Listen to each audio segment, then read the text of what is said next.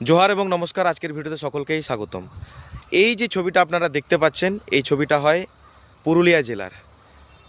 কেন এখানে বাচ্চাটা অজ্ঞান হয়ে পড়ে রয়েছে সেই বিষয় নিয়ে আজকে এই ভিডিওটা আমি পুরোপুরি বানাবো। তো ভিডিওটা পুরোপুরি দেখার অনুরোধ রইল। তো এই যে বাচ্চাটা সকাল 9টা থেকে, শুধু এরকম একটা বাচ্চা নয়, এরকম আরও শো বাচ্চা, মানে কয়েকশো বাচ্চা এবং অভিভাবকরা সকাল 9টা থেকে ধর্ণা দিচ্ছিল। ঠিক 6:30টার সময়ের এটা ছবি, যে একটা বাচ্চা যার মাথা ঘুরে সে পড়ে গেছে। ধর্নাটা কেন দিচ্ছিল সেই বিষয়টা আমি বলি, কিন্তু 6:30টার সময় সে ধর্না তাদের শেষ হয়নি। এই যে মাথা ঘুরে যে পড়ে গেছে তারপর যে ধর্না শেষ হয়েছে তাও নয়, ধর্না আরও চলছিল। কিন্তু লজ্জাজনক বিষয়, যাকে নিয়ে মানে যার চোখ বা যার দৃষ্টি আকর্ষণের জন্য এই ধর্না দেওয়া হচ্ছিল, সেখানকার জেলা শাসক, সেই জেলা শাসক কিন্তু একবার দেখতেও আসলো না। তো বিষয়টা কি আমি কিন্তু ডিটেলসে বলছি, একটু মন দিয়ে মানে ধ্যান দিয়ে ভিডিওটা পুরোপুরি দেখবে। আর প্রশাসন মহল পর্যন্ত এই ভিডিওটা শেয়ার করার অনুরোধও আমি রাখছি কিন্তু। তো অনেক দিন আগে থেকে গণসংগঠন, জেলা মানে পুরুলিয়া জেলার যে গণসংগঠনগুলো রয়েছে, তারা কিন্তু অনেক দিন আগে থেকেই দাবি করছিল যে সাঁওতালি মিডিয়াম পড়াশোনা শুরু হয়েছে, কিন্তু সাঁওতালি মিডিয়াম পড়াশোনার যে পরিকাঠামো সেই ব্যবস্থাটা কিন্তু করা হয়নি এখনও পর্যন্ত। স্কুলগুলো যে তৈরি করা হয়েছে সেখানে শ্রেণীকক্ষ 2টো থেকে 3টা, কোথাও কোথাও তো একটা।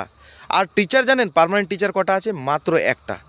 কোনো কোনো জায়গায় প্যারা টিচার দেওয়া হয়েছে, আর কোনো কোনো জায়গায় ওই একটা পার্মানেন্ট টিচারই কাজ করে চলছে। সেইগুলা স্কুল থেকে জানেন মাধ্যমিক দিচ্ছে, এইচএস দিচ্ছে, তারপরে সেইখান থেকে পড়াশোনা করা কমপ্লিট করার পর তারা কলেজগুলোতে ভর্তি হচ্ছে। সেখান থেকে কেউ বিএসসি করছে, কেউ বিএ করছে, এখন তো এমএ এমএসসি করে কমপ্লিটও হয়ে গেল।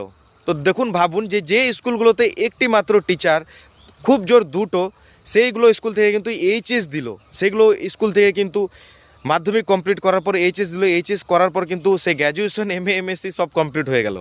তো ভাবেন তাহলে সেইখানকার শিক্ষা ব্যবস্থাটা কেমন। সে কি একটা টিচার বা 2টো টিচার তারা কি পারবে তাদেরকে পড়াতে? যতগুলো স্টুডেন্ট আছে তাদেরকে পড়াতে পারবে না, পারছে না।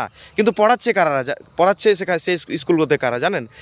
আমার মতো যারা অলচিকি দরদিও, অলচিকি পড়তে পারে, পড়াতে পারে, তারা সেই স্কুলগুলোতে পড়াচ্ছিল এতদিন ধরে। কতদিন ধরে পড়াচ্ছে জানেন? ঠিক 10 থেকে 12 বছর আগে থেকে তারা কিন্তু সেই স্কুলগুলোতে পড়াচ্ছে। আর তাদের কারণেই, তাদেরকে আমি মানে স্যালুট জানাই যে তাদের কারণে সেই স্কুলগুলো থেকে আজ মাধ্যমিক দিয়েছে, এইচএস দিয়েছে, অনেকে গ্র্যাজুয়েশন কমপ্লিট করে মানে এমএসসি এমএ সব কমপ্লিট করে নিয়েছে।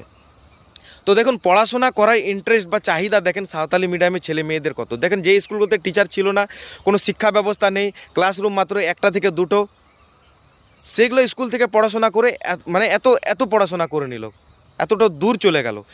তো এখনও পর্যন্ত কোনো পরিকাঠামোই দিতে পারলো না। এতদিন ধরে দাবি জানানো আছে যে সেগুলো স্কুলে যেই স্বেচ্ছাসেবীগুলো এতদিন ধরে কাজ করছে, মেহনতি করছে, তাদের জন্যে মাধ্যমিকে ছেলেরা স্টার পেয়ে তারা মাধ্যমিক নাম্বার পেলো, এইচএসেও পাচ্ছে।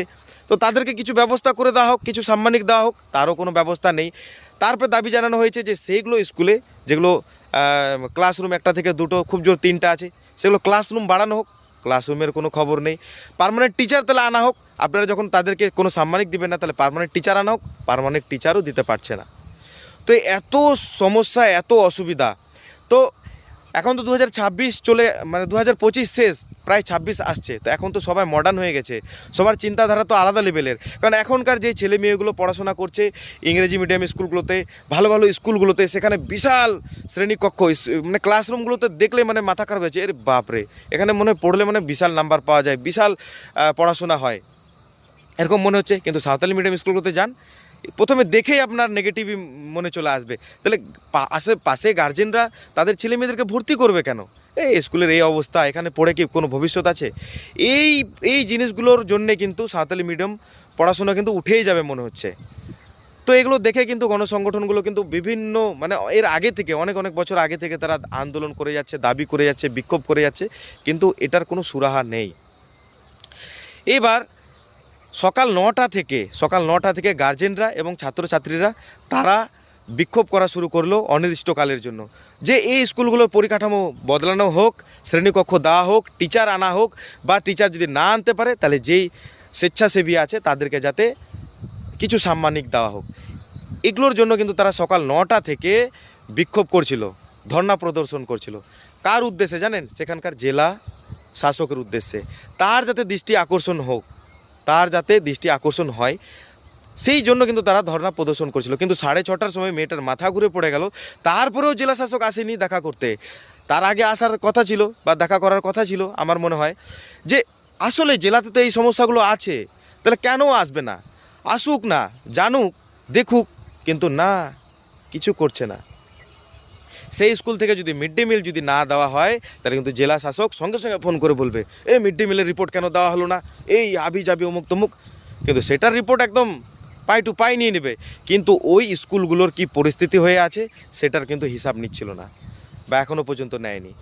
তো গতকাল সন্ধে পর্যন্ত এই আপডেট যে সেখানকার জেলা শাসক দেখা করেনি, সেখানের যে সমস্যাগুলো সেই সমস্যার কোনো সুরাহা বা সমাধান সে করেনি।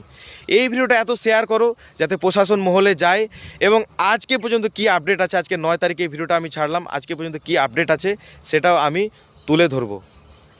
তো যাই হোক, এই ভিডিওটা আজকে আমি এখানেই শেষ করছি। এখনও পর্যন্ত সেখানে কোনো সমাধান হয়নি, ধর্ণা প্রদর্শন চলছে কিন্তু এখনও পর্যন্ত। তো কি আপডেট হচ্ছে নেক্সট আমি কিন্তু তোমাদেরকে জানাবো। ভিডিওটা শেয়ার করো সবার মাঝে, আর যেখানে তার সমস্যা আছে সেগুলো তুলে ধরুক না, উপর মহলে তুলে ধরুক যে আমার জেলাতে এগুলো সমস্যা আছে, তাহলেই তো হয়ে যায় সমাধান। কিন্তু সে না, মানে পাত্তাই দিচ্ছে না। আদিবাসী বলে কথা তো, সাঁওতাল বলে কথা তো, মানে পাত্তাই দিচ্ছে না হয়তো সেই কারণে। তো যাই হোক, ভিডিওটা শেয়ার করো, প্রচুর শেয়ার করো, যাতে প্রশাসন মহল পর্যন্ত ভিডিওটা যায়। আর বাংলাতে বানানোর কারণটাই হলো এটা, যাতে সবাই বুঝতে পারে ভিডিওটা। তো সবাইকে জোহার বলে, নমস্কার বলে আজকের ভিডিওটা এখানেই শেষ করছি। ধন্যবাদ।